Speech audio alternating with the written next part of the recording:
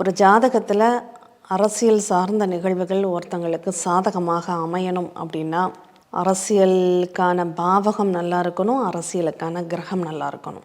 அடுத்து ஜாதகர் நல்ல பெயர் புகழ் செல்வம் செல்வாக்கு பெறக்கூடிய தகுதி இருக்கிறவரா அப்படிங்கிறத தெரிஞ்சுக்கணும். இது மூன்றும் நல்லா இருந்தால் மட்டும்தான் அவரால் அரசியலில் வின் பண்ண முடியும்.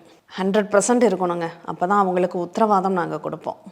அதில் ஒரு பாயிண்ட்டு சூரியன் நல்லா இல்லைன்னாவோ அல்லது அரசியலுக்கான பாவகம் சரியில்லாமல் இருந்தாலோ அல்லது ஜாதகர் நம்ம சொல்லக்கூடிய ஏழ்பி லக்கண நட்சத்திர அதிபதிகள் நல்ல இடங்களில் அமரவில்லை என்றாலோ 1% குறைஞ்சா கூட அவங்களுக்கு அரசியலுக்கான வாய்ப்பு நம்ம கேரண்டியெல்லாம் கொடுக்கறது கிடையாது. அந்த மாதிரி தான் கிட்டத்தட்ட ஒரு 10 ஜாதகங்கள் பார்த்துருப்பேன். அதில் நமக்கு சக்ஸஸான ஒரு நிகழ்வு அப்படிங்கிறது ஒரே ஒருத்தருக்கு மட்டும்தான் கொடுக்க முடிஞ்சிருக்கு. மிச்சம் 9 பேருக்கு சக்ஸஸ்க்கான வாய்ப்புகள் கிடையாது. நம்ம அவங்க ஜெயிக்கிறவங்க ஜெயிக்கலை அது 2வது பட்சம்.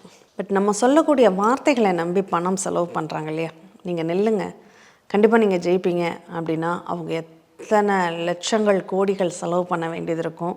அதெல்லாம் நம்மளை நம்பி ஒருத்தவங்க வர்றாங்கன்னா அவங்கள ரொம்ப சேவ் பண்ணணும். அவங்களுக்கு தேவையில்லாத நம்பிக்கைகளை கொடுத்து அவங்கள செலவு பண்ண வைக்கிறதுல எந்த உடன்பாடும் எங்களுக்கு கிடையாது.